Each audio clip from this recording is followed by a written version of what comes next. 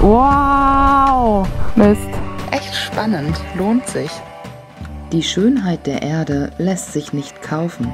Sie gehört denjenigen, die sie entdecken.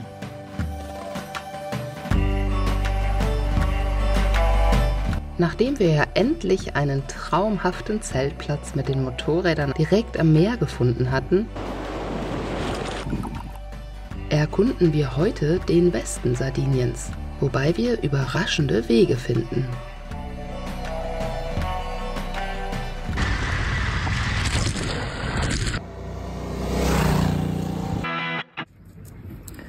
Ja, direkt hier am Campingplatz gibt es auch einen Market, wo ihr so die nötigsten Sachen kriegt, wie morgens mal ein Brötchen, Bananen. Ist halt alles natürlich viel, viel teurer, als wenn ihr das in einem normalen Supermarkt kauft, aber es ist halt direkt hier vor Ort und der nächste Supermarkt, der ist 15 Minuten mit dem Motorrad entfernt. Ansonsten gibt es hier sicherlich eine Menge Ameischen. Einfach mal so ein Fettfleck auf meiner Jacke von der Pizza gestern Abend und zack, gefundenes Fressen. Heute ist so richtig heißes Wetter, deswegen habe ich hier schon den Kragen von meiner Jacke abgemacht und dann kommt da von oben ein bisschen mehr Luft rein. Außerdem an den Oberschenkeln die Belüftung auf. Julian hat das Ganze auch an der Brust nochmal. Bei mir sind das Taschen, also ich habe die zu Taschen umfunktioniert, diese Lüftungsschächte. Und wir hatten das nach der Spanienreise, dass der Reißverschluss, der Hauptreißverschluss nicht mehr so gut zuging, weil da saß einfach alles voller Sand. Wir sind da ja wirklich durch die Wüste gefahren und alles. Und da hatte Julian den Megatipp, das Ganze mit einer Kerze, mit Kerzenwachs einzureiben sozusagen. Dann den Reißverschluss mit diesem Wachs ein bisschen auf und zu machen und dann nach wenigen Wiederholungen lief der wieder 1A. Falls ihr das also auch mal haben solltet, so eine Motorradjacke, die schwergängig zu oder aufzumachen ist, checkt mal eine Kerze, dran reiben und dann läuft das. So, ich liebe das ja, wenn ich das Motorrad anmache und hier so richtig geil, alles voll getankt. Hier den Zähler machen wir mal eben auf Zero und dann sehen wir Reichweite 350 Kilometer. Chaka, der Tag heute ist gerettet, denn der beinhaltet nun aktuell den Plan, ungefähr 2 Stunden, also 100 Kilometer hochzufahren zu einem Campingplatz. Geht's los? Geht los. Check.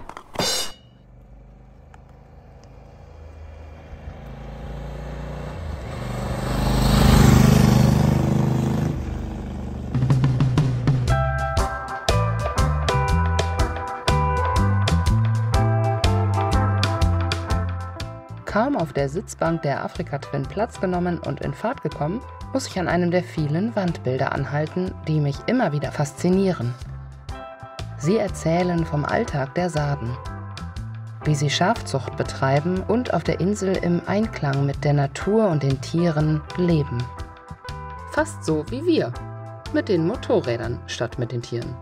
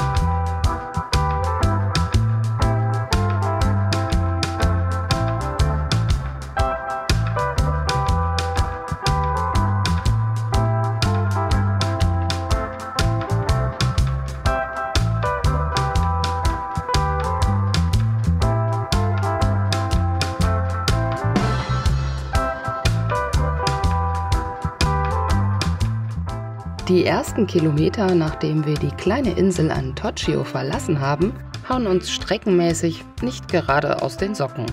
Es geht halt wirklich irgendwie nur über diese größere Straße nach Iglesias. Italiener, kann nicht warten. Ducati Street Fighter im Fight-Modus an und vorbei. So weit ist er jetzt auch nicht gekommen bis zum nächsten Kreisverkehr, Junge, das hat ihr echt was gebracht, ne? Ja, hier ist wirklich nett mit den Bergen, ne? Kreisverkehre mögen die Italiener ja auch wirklich gerne. Finde ich auch besser als eine Ampel. Plötzlich müssen wir anhalten. bevor die Bewusstlosigkeit eintritt. Ja, Julian wurde gerade von einer Wespe oder so gestochen. Hier ist Glas, pass auf. Fahren wir eben ran, weil sowas ist natürlich nicht so lustig, wenn dann irgendwie vielleicht doch reagiert irgendwie. Wo war das? Siehst du da was? Es ist warm, aber du bist... Hier, ich fühle doch, dass hier irgendwas Kleines drin ist. Da ist was, ja. Das ist ein Stachel von einer Biene oder sowas, ne? Auf den Stich hat Julian zum Glück keine allergische Reaktion gezeigt, sodass wir die Fahrt ungetrübt fortsetzen können.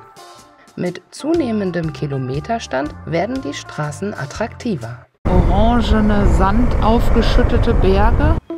Bergkuppen, die neben der Straße hervorgucken und majestätische Häuser, die in den Hang gebaut sind und dort zu vereinsamen scheinen. Hier gibt es viel zu sehen.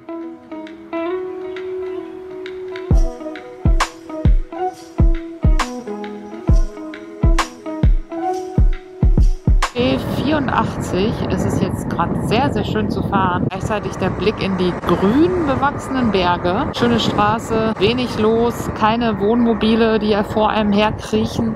Iglesias, hier darf man nicht hupen.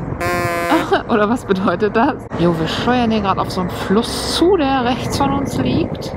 Auf der SS 126. Nee, da ist nichts mehr los.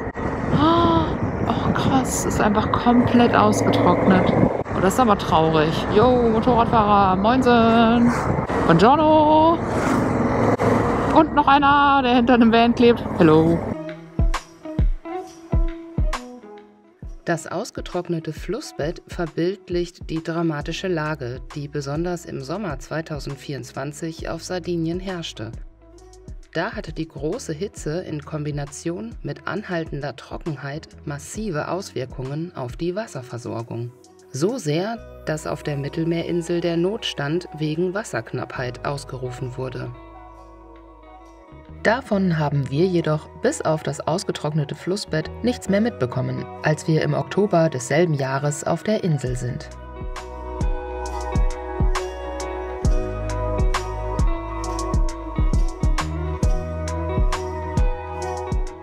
Als ich während der Fahrt auf das Navi schaue, frage ich mich, was die Abkürzung SS und SP in den sardischen Straßennamen bedeutet.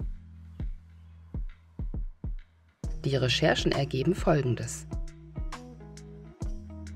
SS steht für Strada Statale. Diese Straßen stehen unter staatlicher Verwaltung und verbinden meistens Städte, Grenzübergänge, Flughäfen und andere wichtige Zentren.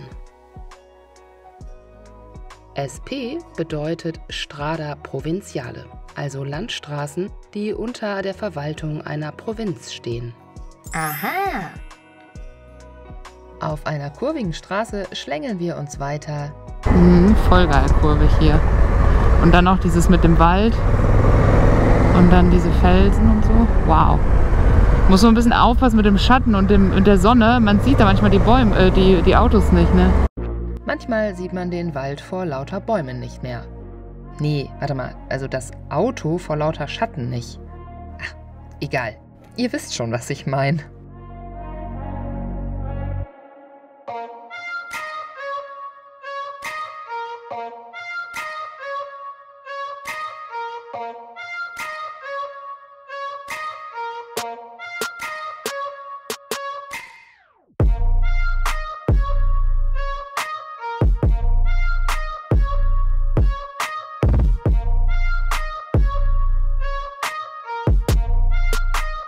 Hier, Sant'Angelo. Ach guck, da ist einer, der fährt auch eine Afrika-Twin. Der ist Italiener. Cool.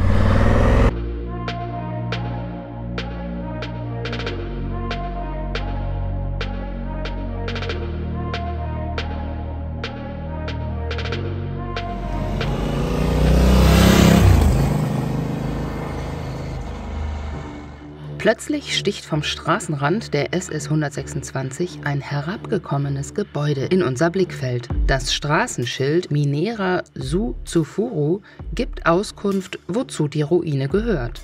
Ich wollte mir das mal einmal angucken hier. Parco Comunale, vielleicht ist das ja irgendwie mit so einer Quelle oder sowas. Da bin ich jetzt neugierig. Auf jeden Fall, gerade war da ja schon so eine Mine. Okay, hier wird es ein bisschen schottrig. So, was ist hier? Picknickplatz. Wir fahren mal noch weiter.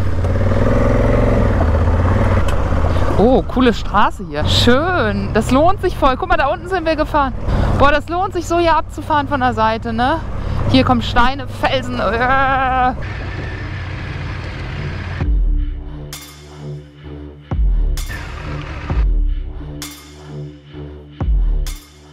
Das Bergwerk Suzufuru wurde 1889 in Betrieb genommen.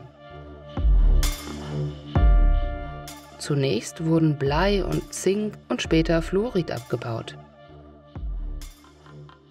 1993 wurde das Bergwerk geschlossen und 2016 für Besucher freigegeben. Ja, hier wohnt wohl auch schon länger niemand mehr. Es liegt an einem steilen Hang mit dem Eingang oben und den Verarbeitungsgebäuden auf Terrassen darunter. Am unteren Teil des Bergwerks weht die Flagge der Sarden, bestehend aus einem Georgskreuz und 4 enthaupteten Maurenköpfen, die in jedem Viertel ein weißes Stirnband tragen. Weiter oben im Berg zeigt sich ein Bild, auf dem das Band der Mauren nicht auf der Stirn, sondern auf den Augen der 4 Mauren gebunden ist. Dies ist die ältere Version der sardischen Flagge, wie sie vor 1999 existierte. Über die Bedeutung finde ich lediglich Hypothesen. Bekannt kommen mir die Bilder vor, da sie zum Nationalbanner Korsikas erstaunliche Ähnlichkeit haben. Es lohnt sich hier auf jeden Fall, links und rechts der Straße Ausschau zu halten nach Minen oder eben irgendwelchen Quellen. Denn das sind dann oft auch Orte, wo es ja ein bisschen Lost Places mäßig aussieht. Und ja, man kann dann teilweise zwar nicht auf das Gelände selber, aber so wie hier kann man doch schon viel sehen. Und das ist echt sehr beeindruckend. Also Sardinien zeigt sich von der Seite, die ich jetzt nicht so klassisch finde. Also wofür Sardinien ja eigentlich bekannt ist, sind ja die Strände, die so karibisch sein sollen. Was mich einfach aber auch viel mehr interessiert, weil ich nicht so diejenige bin, die gerne am Strand rumliegt, ist einfach dieses, ja, Geschichte erfahren. Also schon echt spannend, lohnt sich. Was ist da hinten jetzt? Ich glaube, da vorne geht's hoch zur Grotte. Da geht's zu irgendeinem Museum. Was meinst du denn? Sollen wir da zu der Grotte hinfahren? 3 Kilometer ist das ausgeschildert. Könnte man mal einfach machen. Ich denke, das ist hier eher so zum Wandern gedacht, aber... Julian checkt mal den Weg, ob er trotz Steinen und Enge mit dem Motorrad befahrbar ist. Caro hängt da schon wieder in den Pflanzen drin. Und? Ja, das wird zum Teil schon ein bisschen enger, aber auch dann wieder ein bisschen breiter. Also man kann nicht überall wenden, aber... Okay, anscheinend ist es hier ganz gut zum Motorradfahren. Da kommen uns gerade welche entgegen. Ey, cool. Afrika Twin, moin. Geil, voll die Gruppe, ey. Mega. Die kommen von da oben, krass. Ah, das sind Italiener. Hello, do you know the track? It's possible to ride? Er erklärt uns, ja, dass der Weg mit dem Motorrad zu befahren ist. Ah, okay. Perfekt. Cool, thanks. Have a good ride. Cool. Wir machen's, Freunde.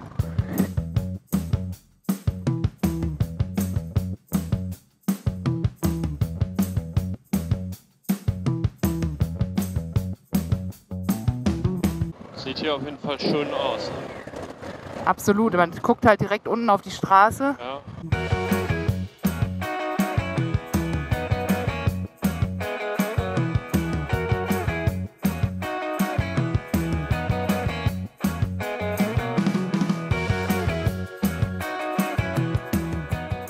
Ja, wenn man sieht, wie die Italiener da so herbrettern, Ja, da sind wir ja sowas von artig hier. Ja, aber die fahren ja so mit, dass das Vorderrad hochgeht und so. Schon krass, ne? Ja, die sind auch eher sportlich unterwegs, ne? Und ohne Gepäck und hier als... Ah ja, stimmt, die haben kein Gepäck, das stimmt. Als Ausflug und die waren auch ortskundig, ne? Also er wusste ja gerade, wo es lang geht und dass man hier an der Grotte vorbeikommt und so. Ist aber schön hier. Ja, und vor allem jetzt hier, guck mal, der Baum, der da wächst, mitten auf dem Weg. Traumhaft. Wow. Pass auf, hier ist... Geil. Wow. Aber das ist schon ein toller Ausblick. Geil. Oh, Pfütze. Pfütze, Pfütze, Pfütze, Pfütze. Wuhu.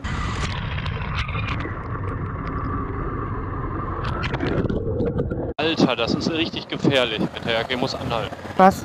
Ja, die Jacke hakt sich dauernd in meinen Helm ein, dass ich den Kopf nicht mehr bewegen kann. Oh, Spinnchen fährt schon mit. Liebe Ilse Bilse, bleib mal da, wo du bist. Ilse Bilse, was will sie? Ja, unser Campingplatz ist noch eingegeben. 27 Kilometer von hier entfernt, aber wir gönnen uns das hier. Wir haben ja Zeit. Oh, das wird hier doch so ein richtiger Single-Trail, ne? Ja, mit 4 Rad ist hier, glaube ich, nicht ganz so. Four-Wheel ist noch nur für die ganz Schmalspur-Akrobaten hier. Wow. Kamera, komm eins.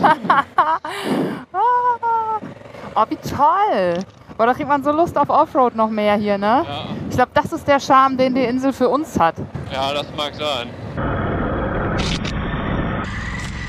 Mitten durch den Busch, ne? Buschig. Es geht hier aber auch echt so runter, ne? Ja, hier sollte man besser nicht unsicher sein beim Fahren. Sonst wahre das, Freunde. Dann geht's schneller bergab, als man sich das vorgestellt hat. Boah, und dieser Ausblick. Mann, geil. Ja, ich glaube, hier muss man schon echt wirklich ein bisschen mehr aufpassen, weil hier geht es ja rechts richtig runter. Also wenn du hier nicht mehr am Start bist, dann bist du wirklich nicht mehr am Start. Ja, vor allem dein Motorrad auch nicht. Ja, ich glaube, das ist wirklich Schrott, wenn das Motorrad kommt. Wobei ich ja schon gesehen habe, soll ja recht robust sein, was solche Geschichten. Ach echt? Ja, der eine Typ da auf der Dortmunder Messe, der da ein Foto gezeigt hat, wie das Ding Kopf über so einen Hang runter, so 5 Meter tiefer lag. Nee. Da war einfach gar nichts mit dem Ding. Okay. Da war irgendwie ein Spiegel abgebrochen. Okay. Am Ende des Weges geht es zu einer Grotte, die man gegen Eintritt besichtigen kann. Ah, da ist die Grotte. Da muss man laufen. Da wir die voll bepackten Motorräder ungern verlassen möchten, beschließen wir, uns in den kommenden Tagen eine andere, größere Grotte anzuschauen. Dazu also in einem anderen Video mehr. Boah, habe ich Staub in der Gesicht. Oh, das ist so eine kleine Mini-Brücke. Die ist mitten durch den Busch, ne? Schön. Wow. Ah, wir kommen hier auf den Touri-Parkplatz. Ach, da sind sie. You can follow me. Ah, cool. It's a great part. Wow, fun. Yeah, it's beautiful. You must go to Montevideo. Montevideo? Okay. Bye. Ja, hier. Cool. Den nehmen wir mal mit. Er bietet Enduro-Touren auf Sardinien an und sagt, dass es auf der Westseite besser zu fahren ist als auf der östlichen. Das gibt uns natürlich Hoffnung, denn genau der Westen liegt in den nächsten Tagen weiter vor unseren Reifen.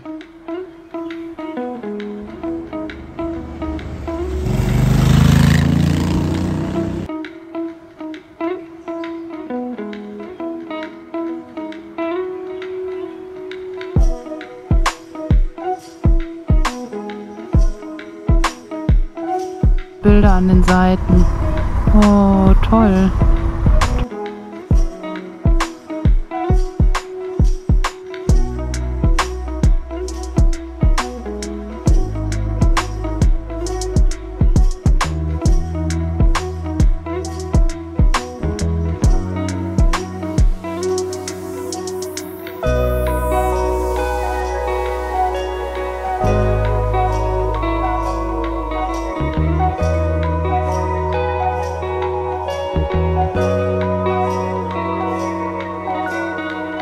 Das Meer. Oh, schön. Das kam jetzt unerwartet irgendwie. Plötzlich um die Kurve gefahren und zack, ist der blaue Horizont wieder da.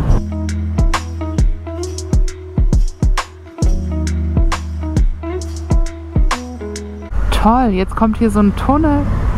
Was, kommen wir da durch? Yay! Jetzt kommt gleich eine extreme Linkskurve. Ja, ganz links, ganz links, ganz links. Ah. Hier noch Mauerreste. Hübsch. Jetzt hier rein. Hoppa. Hopp. Und hier. Hopp. Web, weppa, web. Hopp. Ui, ui. Oh, Wohnmobil. Oh, scheiße. Alter, shit, ey.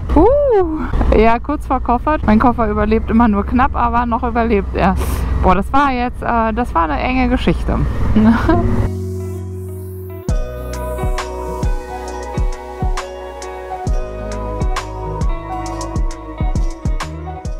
Charakteristisch für die Gemeinde Arbus, in der wir uns hier bewegen, sind archäologische Fundstellen wie Überreste von Bauten der Nuragen-Kultur aus der Bronzezeit, wie zum Beispiel diese Ruinen. In dieser Gegend sind Industriedenkmäler des Bergbaus keine Seltenheit. Nach dieser fantastischen Straße bei Sonnenschein und blauem Himmel sind wir beim Campingplatz angekommen. Und hoffen mal, dass sie auch aufhaben, aber das sieht gut aus, die Tore sind auf. Restaurant gibt es auch dabei, sehr schön. Der ist mal so richtig geil abgeschieden hier. Ey, mega. Ja, ich würde sagen, hier machen wir das. Hier sind wir so richtig in Ruhe. Geil. Ich würde meine hier einfach so hinstellen. Dann bauen wir das Zelt da hinten auf. Ist richtig geil, schattig. Love it. Voll die Ruhe wie im Wald. Perfekt.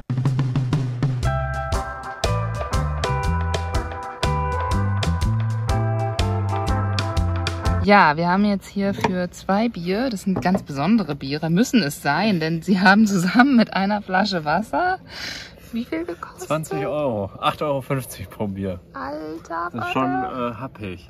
Dann werden die ja jetzt wohl hoffentlich schmecken unter diesem wunderschönen Sonnenschirm an der Bar, direkt am Campingplatz.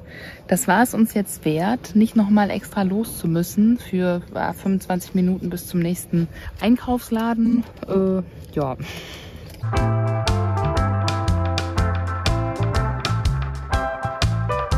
So, und weil man uns gesagt hat, Essen gehen lohnt sich, machen wir das gleich nochmal. Da hinten sieht man das Meer. Ist auf jeden Fall ein sehr schönes Ende für einen grandiosen Fahrtag mit vielen Überraschungen. Ich freue mich sehr, dass wir diesen Campingplatz jetzt gefunden haben. Und ich bin mir ziemlich sicher, dass wir echt gut schlafen werden. Da kann das Lotterleben beginnen, ne? In diesem Sinne, gute Nacht und bis zum nächsten Video.